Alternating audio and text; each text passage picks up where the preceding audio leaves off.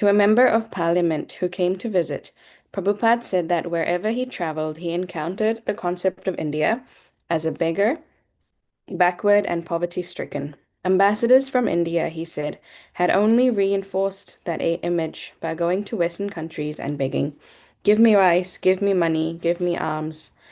India, Prabhupada explained, had the greatest wealth of spiritual culture and the knowledge of Bhagavad Gita. Prabhupada had taken this wealth to the West and given it away freely. He was not a beggar. Yamuna.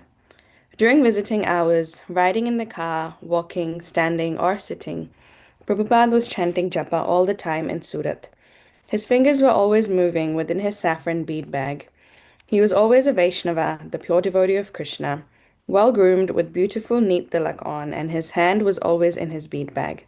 As he was sitting to greet people, one would be struck by his inconceivable beauty.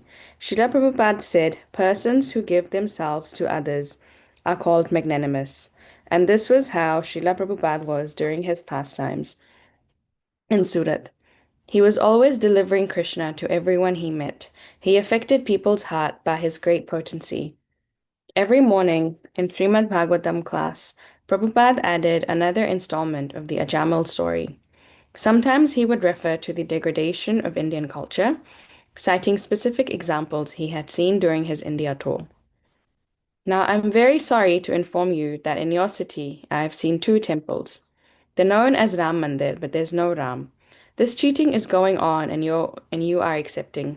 There is no Ramaditi worship, but a man's photo is there, Sri Ram. And people are so foolish, they do not question why this is going on. In Indore, I've been in the Gita Bhavan, and so many nonsense things are there. Another place I saw, Gita Samiti, and there was not a single photograph of Krishna, but a lamp is there, and this is in the name of Dharma. Last night, this boy informed me that Bhagavad Gita is going to be distributed by some Swami. But according to Bhagavad Gita, that Swami is fool number one. He is distributing Bhagavad Gita and people are accepting and paying for it. This is going on. It is a very serious situation all over the world. In the name of Dharma, religion, Adharma, irreligion, is going on. Just as Jamil had become degraded, Prabhupada explained Indian culture had also become degraded. The only hope was for people to return to their rightful position of Krishna consciousness. So, all over the world, not only in India, there cannot be peace unless you reform the whole social structure. And that can be done only by this movement, Krishna consciousness. Now, see how this man fell down. Lusty people, they don't care for society, they don't care for elderly persons. They do it in the road, in the street, on the sea beach, anywhere, in the cinema. These things are going on. It is advertised also in the cinema nowadays to attract people. Formerly in India, it was not so, but they are introducing all of this nonsense to make people more lusty. To become lusty means he is going to hell. If you want to open the door to your liberation, then you should engage yourself in serving the Mahat, the pure devotees. If you want to open the door to the hellish condition of life, then you mix with those who are too much attached to women. He spoke of the slaughterhouse and continued to decry the public display of illicit sex. Regarding illicit sex, he said that what had been a rare incident in the time of Ajamil was now a common affair. How can young people protect themselves? They are not trained up. This Ajamil was trained up, and yet he fell down. I saw in many parks, such as Golden Gate Park, within the cars the young boys and girls. Now here it is said that this behavior is expected of the Shudra, not from the higher castes. So just try to understand. They're thinking that they are becoming advanced, but they're not becoming advanced. They're becoming degraded. The whole world is degraded, and India is also imitating the degradation. How by degraded association one becomes himself degraded, that the story will reveal. Prabhupada had accomplished in Surat what he had intended. He had given the holy name, and the people had embraced it. The people of Surat, though not prepared to alter their lives radically and live as ISKCON devotees, appreciated that Prabhupada had turned Westerners into devotees of Lord Krishna, and that he was teaching the pure message of the scriptures and chanting Hare Krishna. They had responded to Prabhupada not out of a dogma or ritual, but out of an appreciation of the importance of spiritual life and a recognition that Prabhupada and ISKCON were genuine. For Prabhupada's disciples, the visit to Surat had given them a glimpse of what the world would be like if everyone was a devotee. I'll just read for 5 minutes more and finish off one more section. Allahabad, January 1971. Kumbh Mela is the greatest congregation of human beings on earth. Every 12 years in Allahabad, sadhus and pilgrims from all over India gathered at the Triveni, the confluence of the three holy rivers, Ganges, Yamuna, and Saraswati, and at an auspicious time that assures the worshipper liberation from the cycle of birth and death. As many as 15 million people enter the sacred waters. A smaller version, the Magha Mela, takes place during the month of Magha, December-January. January of 1971, however, happened to fall halfway through the 12-year cycle from one Kumbh Mela to the next. And the Mela was known as Ardha Kumbh Mela. Millions would attend, and Srila Prabhupada decided to take advantage of the opportunity and attend the Mela with his disciples to preach. While his disciples took the train from Surat to Allahabad, Prabhupada, accompanied by Tamal Krishna, Hamsaduta, Nandakumara, and others, went briefly to Bombay and then to Calcutta, where he satisfied himself that his shipment of books from Dai Nippon was safely stored at a Scindia warehouse. He also purchased 24-inch brass Radha Krishna deities to take with him to Allahabad. On January 11, he wrote, "Tomorrow morning we're going to Allahabad to attend the Ardha Kumbh Mela festival. We shall be going all 40 strong devotees, and there are an expected of 7 million going by there also for the month of Magh." About 25 devotees had taken the train from Surat to Allahabad, and others, newcomers from the US and England, would soon be arriving. After a 23-hour train ride, the first group arrived. As they disembarked, they could only see fog. With the address of a brahmachari ashram, where they were to stay until they could pitch their tents at the Mela site, they started forward. The devotees knew little of what to expect as they crowded into several one-horse dangas and proceeded towards the appointed brahmachari ashram. They had heard that the Kumbh Mela was the most auspicious time to bathe at the Triveni, and that the water was icy cold. In the foggy morning, they saw pilgrims along the road, riders on camels, and guards carrying rifles. Reaching the ashram at sunrise, they could see the sacred Ganges before them. The next morning, the devotees started for the pilgrimage site, joining the stream of pilgrims funneling toward the Triveni. As they passed the Rambagh train station, a sign read, "From this point, the confluence of the holy rivers Ganges and Yamuna and the forts are 5 kilometers." Riding in bicycle rickshaws, the devotees merged with the moving tide of pilgrims, and soon they saw before them, on what 1 week before had been an empty plain, a city of tents. From the small tents, big tents, and giant pandals, with flags flying rows, a dissonance of sounds, music, loudspeaker announcements in different languages, bhajans, and the hum of prayers. The devotees got down from their rickshaws, paid their drivers, and proceeded ahead, moving with the flow of pilgrims. As they walked, the ground transformed from grass to sand to mud, and the amplified music and the dim of mantras and chants increased. The entire way was lined by beggars with leprosy, elephantiasis, and deformities. The Mela committee had given ISKCON a good location near one of the entrance gates, and a few of the experienced devotees engaged workers in setting up the tents. ISKCON's pandal was largely and brightly colored, with 3 smaller tents close by, one for the men, one for the women, and one for Srila Prabhupada. A flimsy shack of corrugated tin served as a kitchen. Prabhupada was to arrive the next day, and the devotees worked quickly, putting down hay and rolling out daris, large carpets of coarse cotton fabric. The devotees would have to build their own fires, gather their own vegetables, wash their own clothes, and do everything for themselves, all in the middle of a cold, barren sand flat. It was a far cry from being served like princes at a life member's home. The devotees were in the midst of a great religious festival and human spectacle, and without Prabhupada, most of them were bewildered by the strange sights and sounds. Yogi sat all day in the same posture, while crowds stood watching.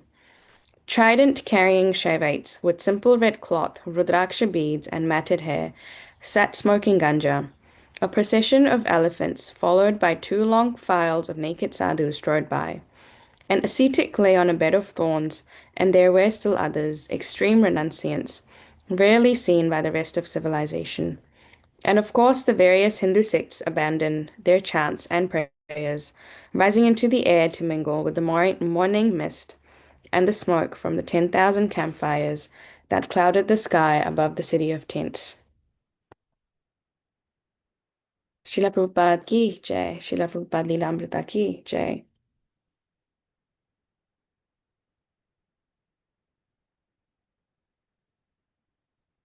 And we will just move on to the verse.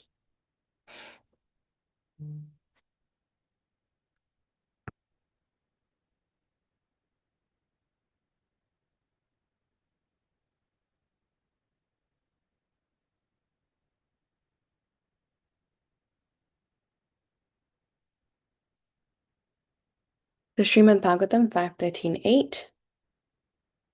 Namo Om Vishnu Padaya Krishna Prastham Bhutale Srimati Hare Krishna Das Goswaminati Namane Namo Om Vishnu Padaya Krishna Prastham Bhutale Srimati Bhakti Vedanta Swaminati Namane Namaste Saraswati Deve Gauravani Pracharine Nirvishesha Shunyavadi Pashata Deshatarine Jai Shri Krishna Chaitanya Prabhu Nityananda Shri Advaita Gadadhara Shri Vasadi Gaura Bhakta Hare Krishna Krishna Krishna Hare Hare Hare Ram Ram Ram Hare Hare. 5:13-8. So Chalan Kvachit Kantaka Sarkarangrir Nagarurukshur Vimana Ivaste Pade Pade Abhyantara Vani Nardita Kautumbika Krudhyati Vaijanaya. Would someone else also like to read the verse, please?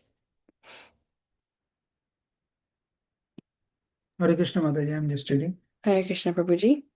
Chalan kachit kantaka sarkarangre nagarurokshur dimona ivaste pade pade bhantara bunhi narditaha kautumbikaha kruddhati janaya. Hare Krishna Mataji. Hare Krishna. Thank you, Prabhuji. Hare Krishna Mataji. Hare Krishna Mataji. চলন ক্বচিৎ কণ্টক শর্করাঙ্ঘ্রির নগারুরুক্ষুর বিমনাহি বাস্তে পদে পদে অভ্যন্তর বহ্নিনার্ধিত কৌটুম্বিকঃ ক্রুধ্যতি বৈজনায়. Hare Krishna. Hare Krishna. Thank you, Mataji.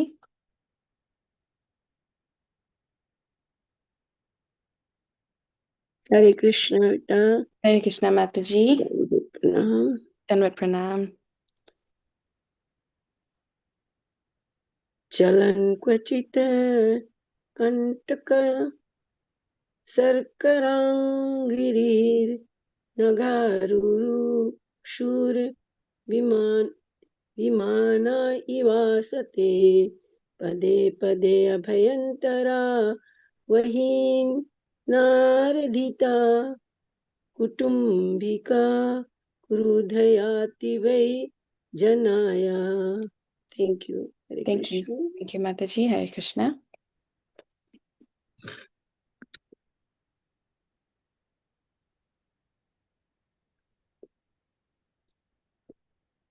We will move on to the word by word. Chalan, wandering. Kvachit, sometimes. Kantaka Sarkara, pierced by the thorns and small stones. Angri, whose feet. Naga, the hills. Arurukshu, one desiring to climb. Vimana, disappointed. Eva, like. Aste, becomes. Pade pade, step by step. Abhyantara, within the abdomen. Vanina, by the strong fire of appetite. Ardhata, being fatigued and aggrieved. Kautumbika, a person living with his family members. Krudhyati, becomes angry.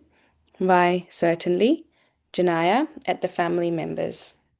In translation and purport by His Divine Grace A.C. Bhaktivedanta Swami Srila Prabhupada. Srila Prabhupada ki jai. Sometimes a merchant in the forest wants to climb the hills and the mountains, but due to insufficient footwear, his feet are pricked by small stone fragments and by thorns on the mountain. Being pricked by them, he becomes very aggrieved. Sometimes a person who is very attached to his family becomes overwhelmed with hunger, and due to his miserable condition, he becomes furious with his family members. And puppet, the ambitious conditioned soul wants to be very happy in the material world with his family. But he is compared to a traveler in the forest who desires to climb a hill full of thorns and small stones. As stated in the previous verse, the happiness derived from society, friendship, and love is like a drop of water in the scorching heat of the desert. One may want to be very great and powerful in society, but this is like attempting to climb a hill full of thorns. Srila Vishwanath Chakravarti Thakur compares one's family to high mountains. Becoming happy in their association is like a hungry man's endeavoring to climb a mountain full of thorns. Almost 99.9% of the population is unhappy in family life, despite all the attempts being made to satisfy the family members. In the Western countries, due to the dissatisfaction of the family members, there's actually no family life.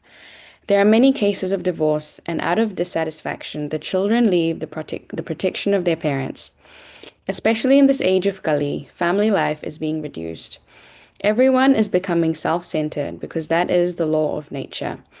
Even if one has sufficient money to maintain a family, the situation is such that no one is happy in family life. Consequently, according to the Varnashram institution, one has to retire from family life in middle age. Panchasordvam vanam vrajet. One should voluntarily retire from family life at the age of 50 and go to Vrindavan or a forest. This is recommended by Srila Prahlad Maharaj, Srimad Bhagavatam, Canto 7, Chapter 5, Verse 5. Tat sadhu manye asura varya dehinam sada vignadhyam asadgrahat hitvatma patam griham andhakupam vanam gato yad dharem ashrayeta. There is no benefit in transferring from one forest to another. One must go to the Vrindavan forest and take shelter of Govinda. That will make one happy.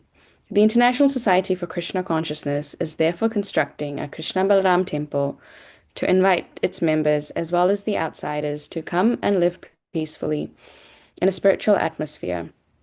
That will help one become elevated to the transcendental world and return home, back to Godhead. Another sentence in this verse is very significant. Kautumbika krudhyati vaijanaya. When one's mind is disturbed in so many ways, he satisfies himself by becoming angry with his poor wife and children. The wife and children are naturally dependent on the father, but the father, being unable to maintain the family properly, becomes mentally distressed and therefore chastises the family members unnecessarily. As stated in the Srimad Bhagavatam, Canto 12, Chapter 2, Verse 9, Achina Dara Dravina Yashyanti Giri Kananam. Being disgusted with family life, one separates from the family by divorce or by some other means. If one has to separate, why not separate willingly?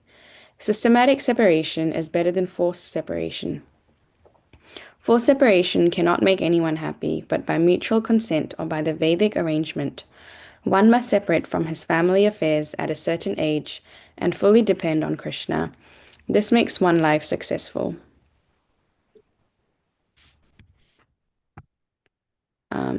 Just quickly read the verses before Srimad Bhagavatam.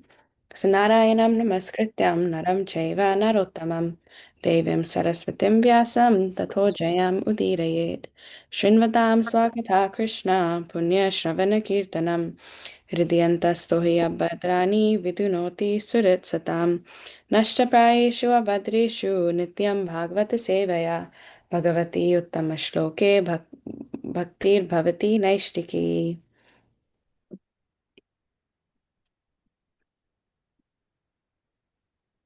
Just going to share my screen again.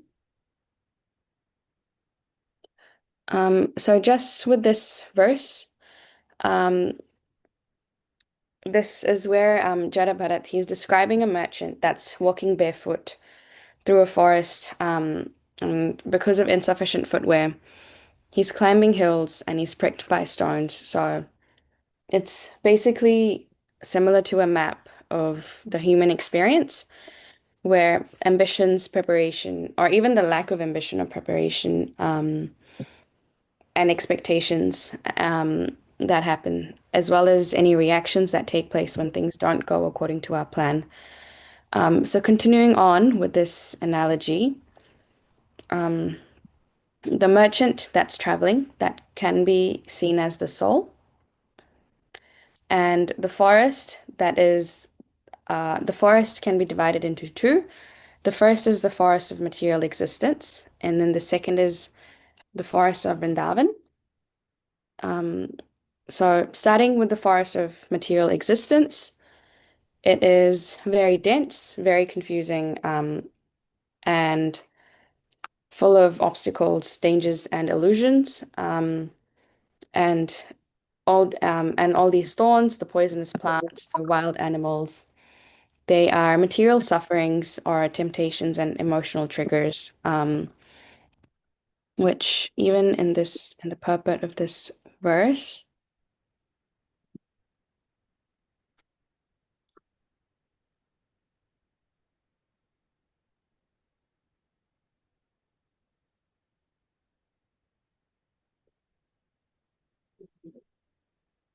I'm just bringing the purport back up again, sorry.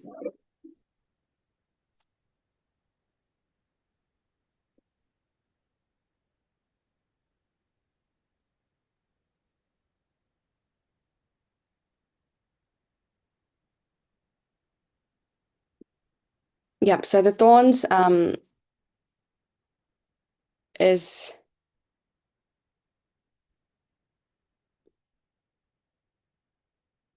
material sufferings, temptations, and emotional triggers. And because of insufficient footwear, when the merchant desires to climb these, the thorns are bleeding. And again, in the purport, from the previous verse as well, the happiness derived from society, friendship, and love is like a drop of water in the scorching heat of the desert. So the basically just the unseen dangers that are challenging. But again, with this drop of water analogy, if we take it as this verse from the Srimad Bhagavatam again, 10:14:58, Samasritaya pada pallava plavam, mahat padam punya yaso murare, bhavam buddhir vatsa padam yad vipadam natesam. For one who has accepted the boat of the lotus feet of the Lord, who is the shelter of the cosmic manifestation, and is famous as Murari, the enemy of the demon Mura, the ocean of the material world is like the water contained in a calf's hoofprint.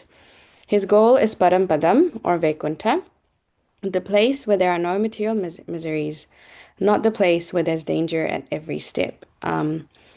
So that same water analogy that can be compared to the calf's hoofprint and how crossing the material world, the ocean, or the forest of the material world, the forest of Nishants, that can be the same as crossing over it, quite similar to crossing over water in a calf's hoofprint.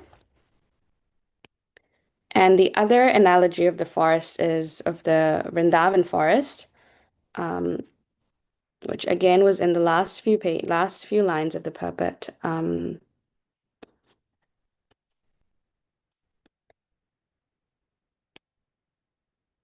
There is no benefit in transferring from one forest to another. One must go to Vrindavan forest and take shelter of Govinda. That will make one happy. Um, so with the Vrindavan forest, where every tree, flower, and sound, that is part of Krishna's love. And every little tree that maybe Krishna's touched, And even the thorns, they are basically sweet lessons or any difficulties that come, they are a way to do more humble service or request Krishna for more of these difficulties, like Queen Kunti did, just so she could remember him still. And in the Vrindavan forest, even though there's difficulty, like if one goes in like June, July when it is quite warm, or in December, January when it's quite cold, even then, those little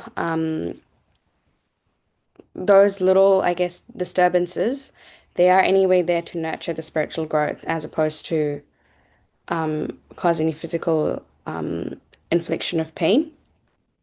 And walking in this Vrindavan forest, it is fully absorbed in bhakti, surrender. So basically, both of them, there's the forest, the dense forest, and there's also the Vrindavan forest. But again, the further analogy for these two forests is basically the surgeon's knife and the mugger's knife, where the surgeon's knife is basically used to precisely heal, precisely cut the patient, get rid of whatever's affecting them. But if there's a mugger or a robber, that this the same, well, not the same knife, but the same sharp instrument that can be used for violence, harm, death. So basically, again, it's coming down to intention. Um, so I guess the spiritual practice for this forest analogy is that is again quite similar to the lotus theory, being off the world, but being in the world, but not off it. So being affected by it, be living in it, but not letting it affect us. Quite similar to how a lotus grows in muddy water, but doesn't take any of the mud inside it. So it's just learning to navigate the forest of material existence while keeping the consciousness rooted in the forest of Vrindavan. Um, and every morning as well, we also recite the prayers, Samsara Davanala, where uh, the forest fire is the forest which represents the cycle of birth and death that is full of unseen dangers. And it's also ambushed by fire, but it's also the Guru's mercy that comes as like a cooling water and extinguishes the forest fire. So the forest represents, again, this cycle of birth and death, full of unseen dangers that we encounter. And this is also unseen dangers that we encounter when moving blindly in attachment. So the forest fire, even though it does lead to devastation, it does also clear mm, all the dryness and all the underbrush that's underneath it. And through the Guru's mercy, it's burning away the ignorance and the material entanglements. Um, but yeah, so again, painful at first, it exposes the attachments, but it's also purifying and life-giving for spiritual growth. So when the soul is unprepared, or when the person is unprepared, it is like the forest fire is just going to burn away all the ignorance, all the material entanglements. Um, And this same fire, when prepared through the Guru's mercy, that is transformed into enlightenment. And the other analogy that was there was the hills and mountains and also the shoes. Um, so the shoes, that is basically the preparation, lack of proper footwears while climbing a forest or climbing the dense hills, or, for example, even, I guess, lack of proper preparation when climbing or even doing any of those New Zealand hikes. It is likely to be a very big obstacle and lead to more pain than opposed to actually being useful. So the shoes, that's for the preparation. The stones and thorns, they are obstacles or small hardships. The hills and mountains are the ambitions, desires, and goals that are both spiritual and material. Um, so the shoes, they can be compared to, I guess, the spiritual tools such as devotional practice, Guru's mercy, and reading through these books. They give us proper preparation. And with the lack of these, even small obstacles may feel unbearable. So, and this is both again in both spiritual and material world. So lack of preparation or a spiritual practice causes suffering in life. So one needs to be properly equipped before attempting higher goals or navigating difficult solutions. And the material world, without this proper preparation as well, that also causes any unnecessary suffering, unnecessary anxiety, such as walking into a meeting when one is unprepared, um, or just, completely being unprepared. For example, just driving on the road without having your wallet or your license, without checking for it prior to going, and then one gets pulled over. Um, so the balance is sort of, again, having that Vrindavan consciousness while navigating the dense forest of material nature, Guru's mercy, and the practice. And this is sort of when the obstacles become manageable and even joyful. So, again, back to the same Vrindavan example that if one does go in June, July, or December, January, even though it's still very hot or very cold, it is still very joyful, as opposed to um, as opposed to uh, being difficult. And one of the biggest, I guess, also central themes of this verse is also around expectation. Because first of all, the merchant, if we go back to the purport,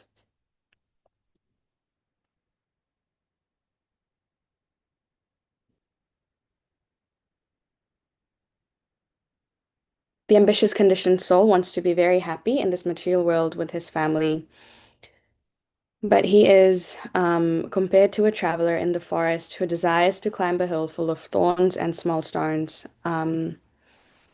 And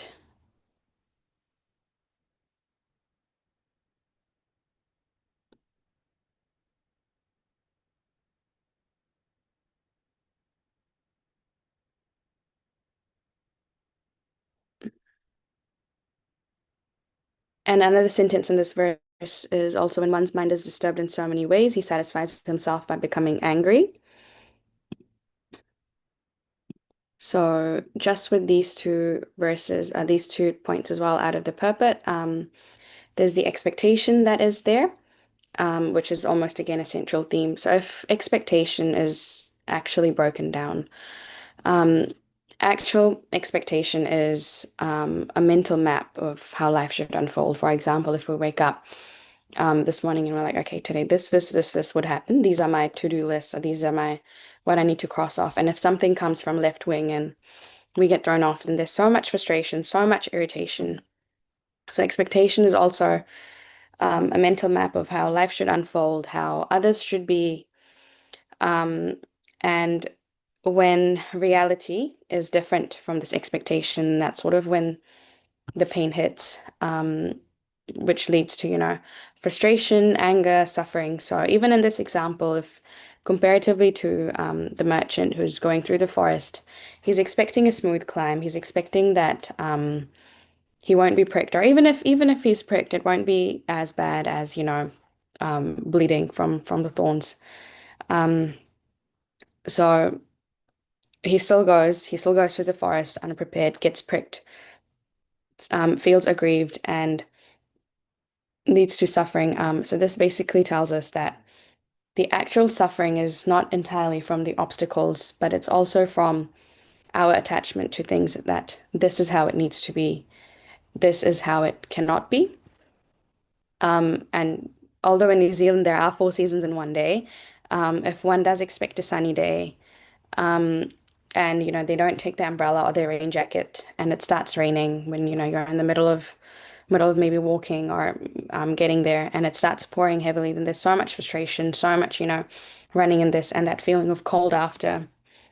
So that's basically how it sort of does. And under expectation, if we look at it from a very modern neuroscience perspective as well, again, initially, dopamine was considered that it doesn't signal that there's pleasure. It basically signals that there's prediction. And when this prediction fails, that's when there's frustration and disappointment. Um, So what that does is this is what I think this will happen. And when that doesn't happen, that's when there's so much frustration, so much anxiety, there's so much disappointment, so much despair as well. Um, so again, expectation, what we think life would be when it does align with expectation, um, then we can take whatever's happened as a nice learning opportunity. But when our predictions don't go through according to our expectation, then that's when, the dopamine sort of signals, okay, there's a prediction error here. Okay, I'm really frustrated.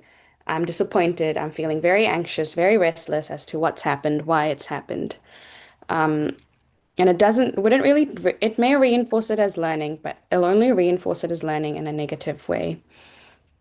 So Merchant again expects to smooth hills. His prediction fails, and he starts feeling acute frustration. Um, so in the in making linking this into the actual into all the other aspects of the verse as well. When the prediction failure happens, that's when the mind sort of flares up, and there are spiritual truths such as practice, surrender, and devotion. They can be used for cushioning and for guidance, which will reduce the intensity of prediction error. And that, I guess, is when we'll start looking at things as being part of Krishna's plan.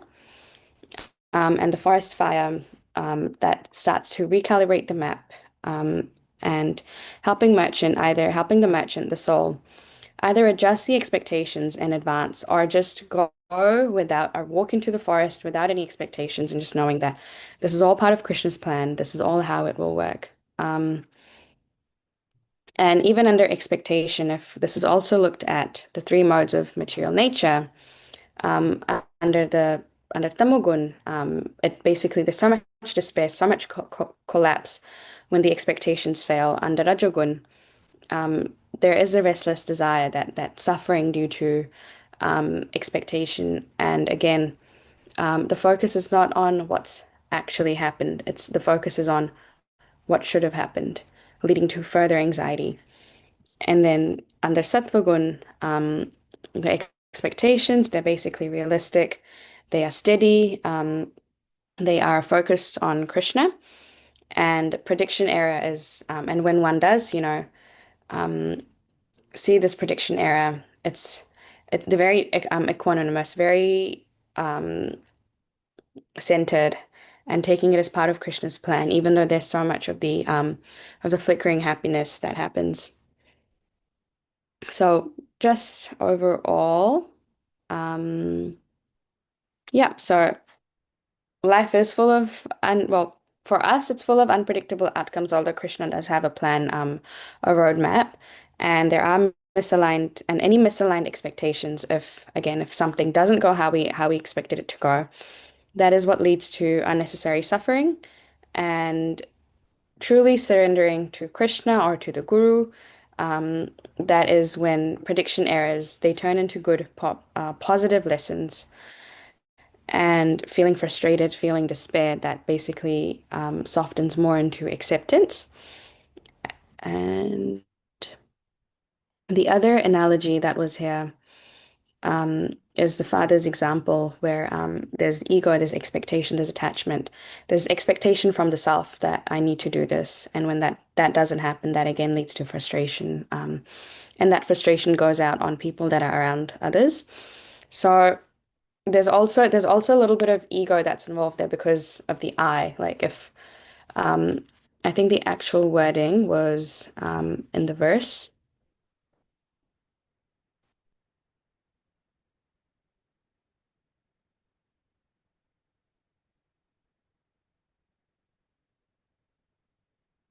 The wife and children are naturally dependent on the father, but the father, being unable to maintain the family properly, becomes mentally distressed and therefore chastises the family members unnecessarily. So, this is sort of where the ego comes in, thinking one as the doer, as the provider, and when reality does not obey that script, that's when ego ends up, getting frustrated. Um, and and then this frustration goes out to others. So again, back to it, it is now it's important to navigate the dense forest, how we would be navigating the forest of Vrindavan, with knowing that it's part of Krishna's plan and part of um, part of, the Krishna's roadmap rather than us being the doer. So recently I was also I'm starting to read this series. It's called the Inserter series. It's written by, so just with this, um, it's a book mainly based on risk, uncertainty, probability, mainly in life and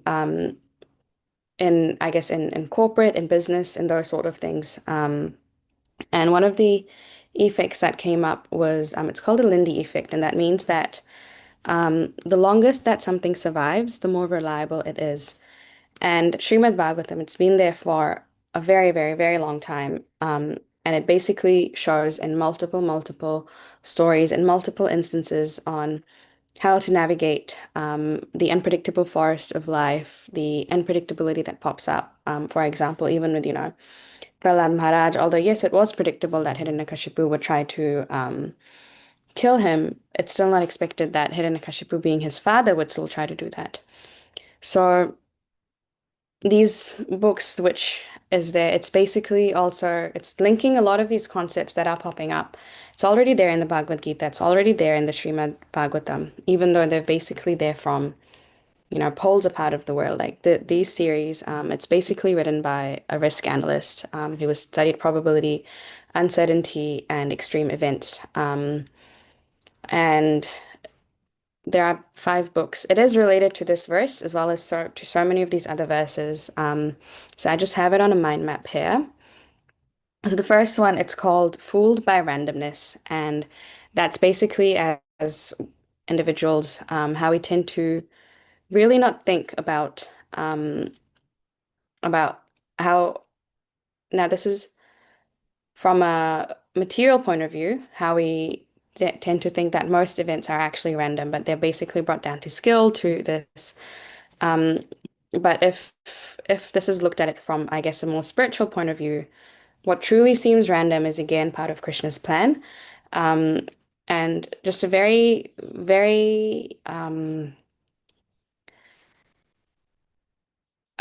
just a very, I guess, a very surface level connection to this verse is how the merchant is assuming that the path would be smooth, but there are random thorns and seeds that are scattered around that are causing him bleeding. So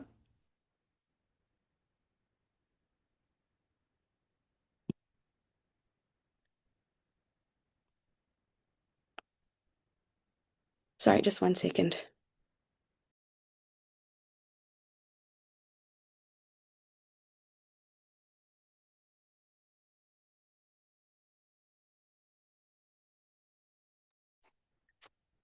Yep, so the verse thing is that where the merchant is expecting a smooth path up the hill, but he's pricked by stones and he struggles. There's also lack of foresight, lack of being unprepared. Again, the lack of proper shoes, which in our situation, that's mirroring the overestimation, the control. So just part of, if this is looked at it just from the inside our lens, it's dominated by randomness, where we are recognizing that predictability has its limits. And from a more Krishna conscious point of view, we're also recognizing that there are human limits. For example, in chapter one, where Arjuna's basically, in chapter one of the Bhagavad Gita, where Arjuna is basically speaking out all of his frustration, and then he's finally surrendering to Krishna, accepting his human limits. That right now I'm really confused that there's this gray area where they are my family, but then at the same time we're also in this war situation. And in our daily lives, it also basically accepts that the hills have thorns, stones that will appear randomly. They will not be conforming to our expectations. There's no smooth ride that goes.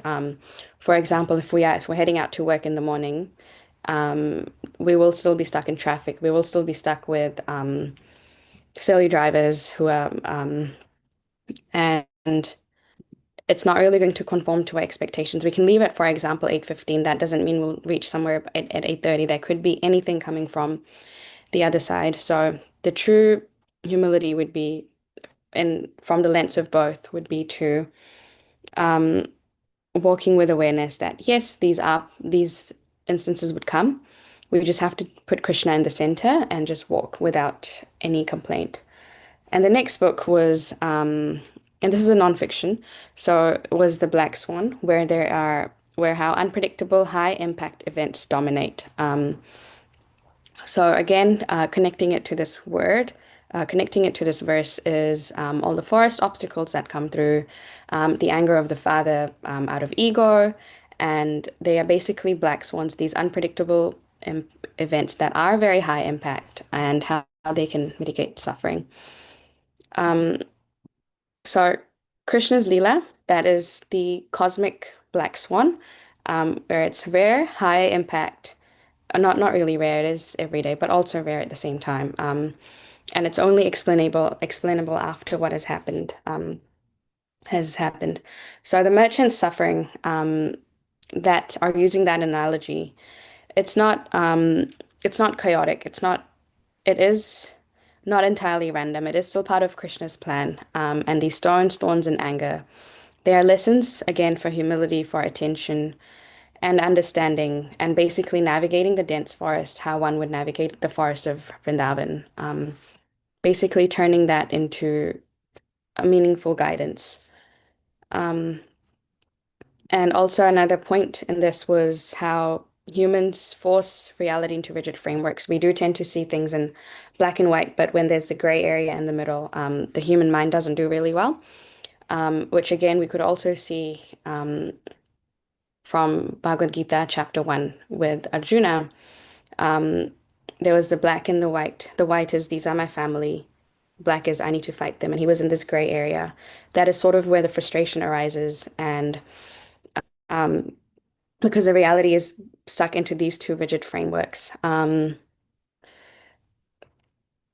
So the expectation, again, the merchant expects smooth walking, and anger or irritability that rises when reality clashes, when we do see all these stones, all these thorns.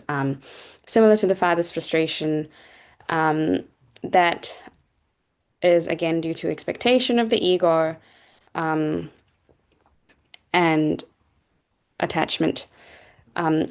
So instead of forcing life into two rigid mental templates, black or white, the gray, or not even the gray, sort of the illuminated area is illuminated in the sense that that gray area that confuses us, and instead of navigating it through the dark, navigating it in the light is basically surrendering to Krishna, knowing again it's part of Krishna's plan, and all of these realities that come and they test the soul, passing those tests by being centered. And it's not possible to reshape the forest, the life that we walk, to match according to our desires. So it's basically just adjusting the expectations and walking mindfully. Then the other two was anti-fragile, which means that true growth actually happens under stress and disorder. So again, Draupadi, Queen Kunti, Gajendra, they were very surrendered, but they also truly surrendered to teach us in the instances where they were under stress, under being afflicted with pain, and again, true growth under stress and disorder. So it's under stress, again, back to the Vrindavan example, if one goes in June, July, or December, January, it's either very hot or it's very cold. But even then, it's still the memories are still quite sweet. It is still very, very good for the spiritual life. So spiritual practice seems to strengthen even under difficulty.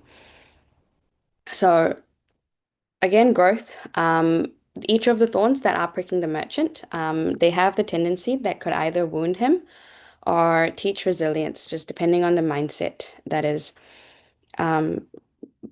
Linking to this, systems do grow strong under small shocks and under Krishna consciousness. Devotional challenges, thorns, obstacles, and frustrations strengthen the soul. And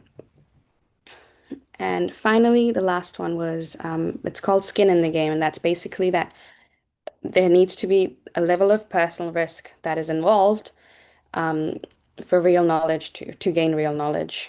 So personal risk as in actually being there. So the merchant is not able to outsource his journey. He is still required, because he wants to, he is still required to walk through this forest, still get pricked. So there is the personal navigation that comes, which again depends on the mindset, and knowledge or advice without taking any of this personal risk, that doesn't count. So Krishna consciousness is that it does require action, responsibility, and surrender. And just as a merchant must step over the stones himself, we must act in dharma and take responsibility of our actions rather than outsourcing our spiritual growth or blaming our spiritual growth or the lack of it into other factors. So, just in summary,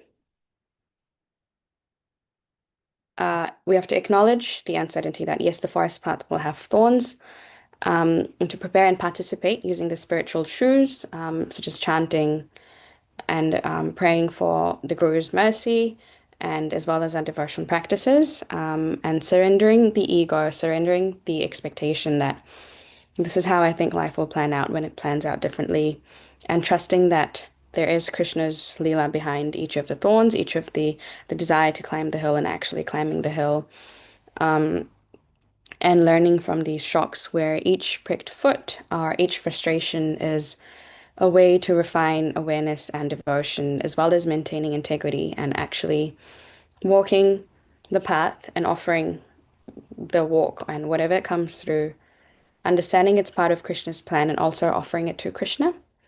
So this is all that I have for today. Hare Krishna.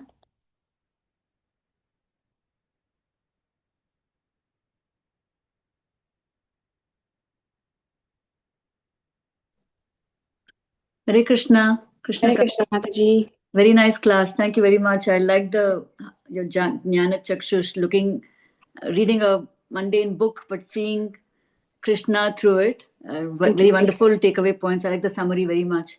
Thank you very much. Hare Thank you. Krishna. Hare Krishna. Hare Krishna Mataji, Dandavad Hare Pranam. Krishna, Prabhuji. Danvat Pranam. Thank you very much for nice class explaining the problem of this material life, and you have started from the material perception and then linked with the spiritual things. Thank you for that. Thank you. Thank you, And Prabhuji. in fact, Srimad Bhagavatam deals with the problems of this material life, and it tells that the material life, in any way you try to do, you cannot get happiness here. Mhm. Is the message of Srimad Bhagavatam, that one may appear to think that he is in control of the things, or maybe with the help of others, with his family, friends, and sometimes the society, and sometimes the nation. But ultimately, all this fails because the Krishna has got a plan, Mhm. and because of that, when a person tries it, and that is the lesson of the Bhagavatam, which gives the pure transcendental knowledge, in which a person can one can get pure and uninterrupted happiness. That is what is the message of Bhagavatam. And this verse, it is trying to state the problems of this material life. And so it is better that from the beginning we accept the message of Bhagavatam, and as is told by our spiritual masters and the Parampara system.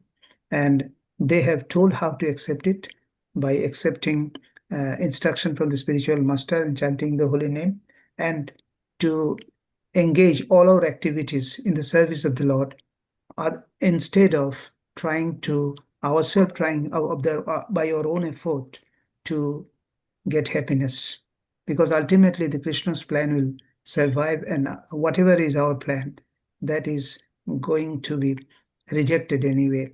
So Mhm. it is better that we realize it in the beginning, and and align our plan with the Krishna's plan, and that is the real message of Srimad Bhagavatam.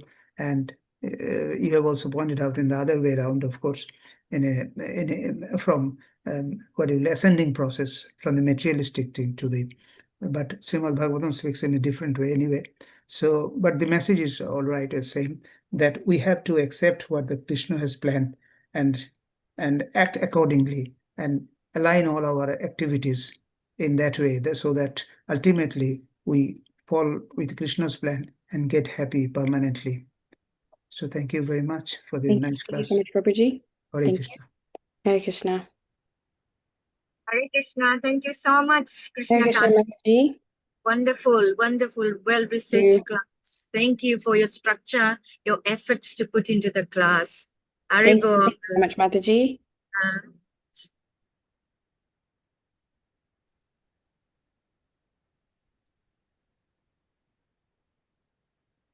Hare Krishna Mataji, thank you so Hare much Krishna, for the Mataji. class. It's a very hot topic about difficulties because, it's sometimes you think that is it that Krishna doesn't want me to do that it's so difficult, or is it a challenge for me to make my sadhana stronger?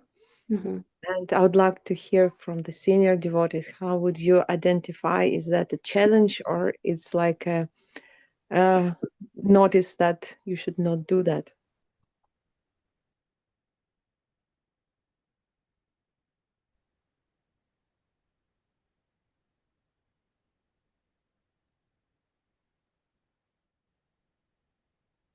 You are the senior devotee for me, Mataji, too. What do you think?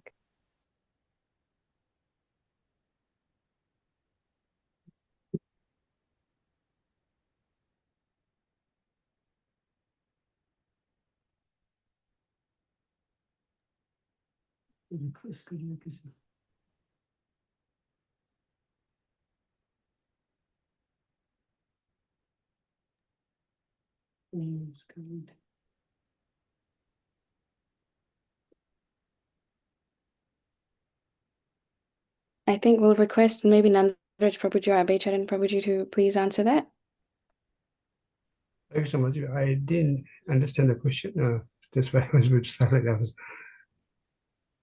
Her question is, how do we look at Krishna's plan and things, and we see that is this a way of Krishna to strengthen our devotional service? I hope I got the question correct, Maria Mataji. Yes, so when we have some difficulties on the way, how do you identify? Is that what Krishna tells you to stop and maybe slow down and take it easier? Or maybe it's a challenge to straighten your sadhana and your devotional path? How do you know what does Krishna want? Do you want him to slow down or get more active? Oh, thank you. The bona fide spiritual master is a representative of Krishna. So he also understands the background and the mentality of the disciple or the well-wisher. And we can pose this question to him and get more clarification. But there are so many different angles to one's life and the background. So without understanding, to understand what is Krishna's plan, how is aligned to our plan. That's why we have the spiritual master to guide us in difficulties. Like Arjun was also confused. Beginning, if you look at chapter 1, chapter 2, he was quite perplexed and right in the battlefield. And then he took shelter of Krishna, and Krishna guided him, and eventually everything worked out well. So in our spiritual life, we have to be under the guidance of a spiritual master or some senior devotee who is well versed in the scriptures, and they can guide us. So sometimes difficult to understand whether our plan is aligning with Krishna's plan. But basically, Krishna is saying in the end of chapter 9, I think verse 34, Man mana bhava mad bhakto mad yaji namaskuru. If we do these 4 things, you will come back to me. That is Krishna's most confidential knowledge, whether we can check whether our thoughts, our actions are aligning to these instructions. And if you need more clarification, we should seek the guidance of a spiritual master or some senior disciple. Sometimes like somebody might like to have a big business plan, make a lot of money for Krishna, and whether that's a good intention, but how is going to impact our spiritual life, whether you're going to spend more time in the business and then compromise our principles, or have a small business to maintain a family and friends, and then be strong in our sadhana and maintain spiritual growth very nicely, but gradually but strongly. So these are very intricate issues. It's not very easy to understand unless somebody knows the person well, the background, the mentality, the skills and knowledge that brings the person. And the best person, therefore, to understand this is to have guidance of a spiritual master or the guru. Because Krishna's plans are sometimes very difficult, and our plans might not be aligning. So that's why we see in Gita and also Prabhupada's instruction, all his disciples were quite new to ISKCON. They had different plans, but they were always seeking guidance of Srila Prabhupada. And by executing Srila Prabhupada's instruction, they grew very strongly in the spiritual life. So this is my takeaway on this. Thank you. Hopefully make it some sense. Hare Krishna, thank you. Thank you, Prabhuji. Hare Krishna. Thank you. Thank you so much, Prabhuji. Hare Krishna Mataji. Hare Krishna, Prabhuji. Having read those books, I'm very grateful that you drew parallels between, Krishna and the things that the book says. I'm very fascinated by it. Would you also say Ravana was fooled by randomness um, when he acted that way? I think with fooled, but I wouldn't really say he was fooled by randomness as such, because ultimately it was part of Krishna's plan. And in all honesty, even with those books and what Taleb does write, the whole everything is random, everything is probability. I don't entirely agree to that concept. It's more based on, yes, everything is random as it seems, but behind it, it's part of Krishna's plan. So ultimately, it was part of Krishna's plan, but also when Krishna was lying down and when Duryodhan said, I'll take your army, and Arjuna said, I'll take you, that was also a part of, again, Krishna's plan. But not entirely